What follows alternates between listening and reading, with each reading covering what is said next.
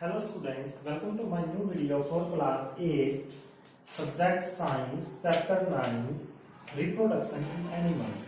जैसा कि हमने लास्ट वीडियो के अंदर मेटाफोरेसिस को पढ़ा था और फ्रॉग के अंदर डिफरेंट स्टेजेस को पढ़ा था। आज हम पढ़ते हैं एसेक्सुअल रिप्रोडक्शन। एसेक्सुअल रिप्रोडक्शन का मीनिंग होता है ऐसा रिप्रोडक्शन जिसके अंदर मेल और फीमेल पार्टिसिपेट नहीं करते। एक ऑर्गेनिज्म अपने जैसे जीव बनाता है, वही मेल वही फीमेल का काम करता है। ना कोई मेल अलग होता, ना कोई फीमेल अलग होती।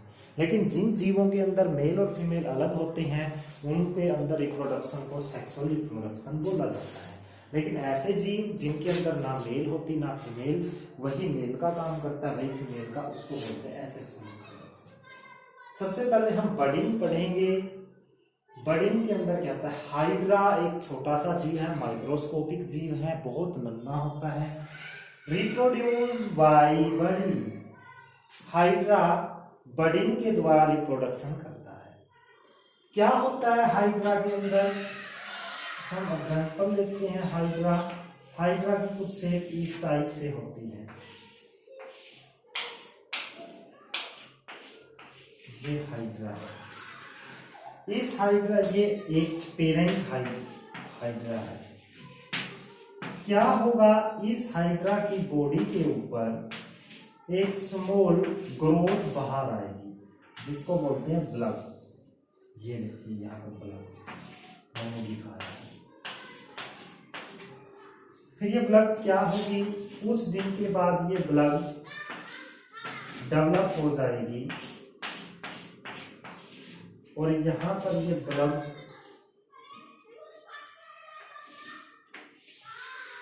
ग्रो करेगी और उसमें एक छोटे हाइड्रा की शेप लेगी। देखिए पहले एक पेरेंट हाइड्रा था, इसके एक छोटा सा ब्लग निकल कर आया, इस ब्लग ने बड़ा रूप ले लिया, एक छोटा सा हाइड्रा बन गया और कुछ दिन के बाद फिर ये हाइड्रा क्या हो जाएगा? अपने पेरेंट हाइड्रा से अलग हो जाएगा। ये पेरेंट हाइड्रा से अलग हो गया और यहाँ पर अब ये नए जीव के अंदर डेवलप होगा। यानी कि एक हाइड्रा, उसके आउटग्रो निकली, फिर नया हाइड्रा बन गया और दोनों अलग हो गए। अब ये नए हाइड्रा का काम करेगा, लेकिन पुराना हाइड्रा सेम टू सेम रहेगा। Hydra reproduce by budding. Budding के द्वारा रिप्रोडक्शन होता है। इन हाइड्रा वन और मोर ब्लग्स कम्स आउट। ब्लग्स की जगह ग्रोथ वर्ड भी लिख सकते हैं। हाइड्रा के अंदर एक ग्रोथ भी हो सकती है और कई ग्रोथ भी आ सकती है। These plugs grew in size। और धीरे धीरे ये जो ग्रोथ आई थी ये बड़ी हो जाती है। After some time the plug detach मतलब अलग हो जाती है from parent hydra और ये parent hydra से अलग हो जाती है। These develop into new individual और ये एक नया जीव बना देती है। यानी पहले ग्रोथ आई, ग्रोथ ने छोटे से हाइड्रा का रूप लिया और फिर वो अलग होकर नए जीव के रूप में डेवलप हो गई। इसी प्रोसेस को बोला जाता है बडिंग। क्या बोला जाता है? बडिंग।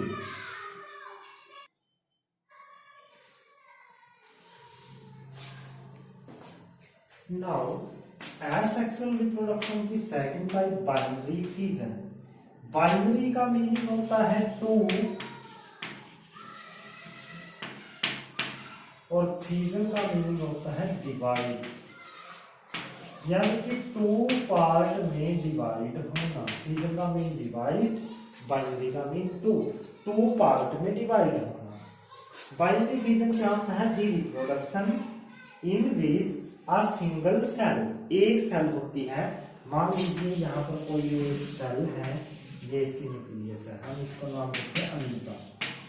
अमीबा का हम एग्जांपल लेते हैं। अमीबा के अंदर क्या होता है? स्प्लिट डिवाइड हो जाती है इनटू टू न्यू सेल्स, कि एक सेल दो नई सेल्स में डिवाइड हो जाती है, तो उसको बोलते हैं बाइनरी फ्यूजन। ऐसा रिप्रोडक्शन जिसके अंदर एक सिंगल सेल दो सेल्स के अंदर डिवाइड हो जाए तो हम इसको बोलते हैं binary fusion. Binary mean two, fusion का मीन डिवाइड होना। यानी कि एक सिंगल सेल दो पार्ट के अंदर डिवाइड हो रही है। ईट अकर इन अमीबा, ये अमीबा के अंदर होता है, इसलिए हम अमीबा को एग्जांपल के रूप में लेकर चल रहे हैं। Amoeba is a unicellular organism, uni मतलब वन, सेलुलर सेल वाला। अमीबा खुद एक सेल है, amoeba just only one cell है। अमीबा क्या है? एक सेल है। अमीबा यूनिसेलुलर ऑर्गेनिज्म का एग्जांपल है। इसके अंदर क्या होगा? In amoeba first nucleus divide into two part. देखिए ये अमीबा है, ये इसकी न्यूक्लियस है। सबसे पहले क्या होगा? अमीबा के अंदर जो न्यूक्लियस है वो इलोंगेटेड हो जाती है, लंबी हो जाती है। ये इसकी क्या थी? न्यूक्लियस। ये न्यूक्लियस सबसे पहले लंबी हो जाती है, अपना साइज ग्रो कर लेती है। फिर धीरे धीरे क्या होगा? Next step, in amoeba first nucleus divide into two part, two part में डिवीजन के लिए तैयार है। फिर क्या होगा?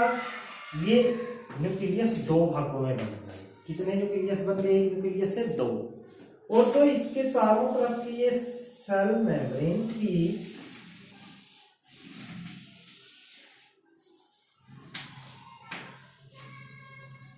अब ध्यान से देखिए, अमीबा एक था, न्यूक्लियस भी एक थी। अब न्यूक्लियस कितने भागों में बंट गई? लंबी हो गई।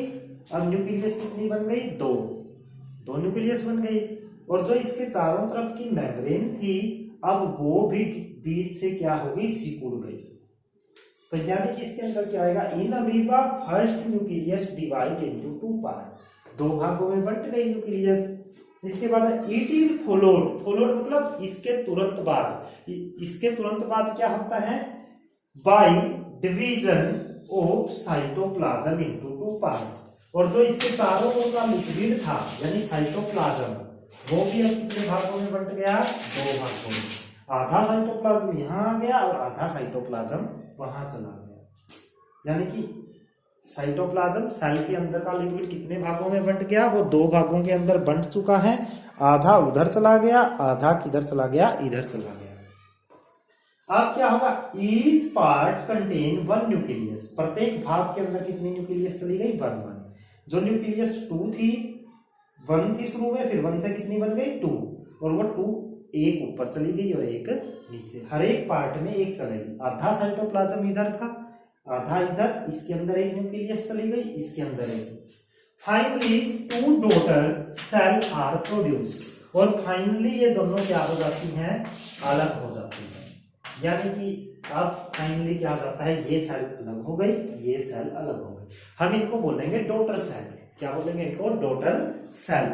और जो ये थी इसको बोलेंगे पेरेंट सेल। पेरेंट अमीबा, उसकी न्यूक्लियस इलोंगेटेड हुई, फिर न्यूक्लियस दो भागों में बंटी। न्यूक्लियस के तुरंत बाद जो इसका साइटोप्लाज्म था वो दो भागों में बंट गया। और अब ये दोनों सेल्स क्या हो गई? सेपरेट हो गई।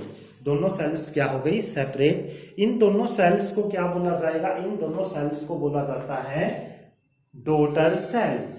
यानी कि मैं एक बार रिपीट करता हूं, binary fission, binary mean two, fission mean divide, यानी कोई जीव दो भागों में बंटेगा।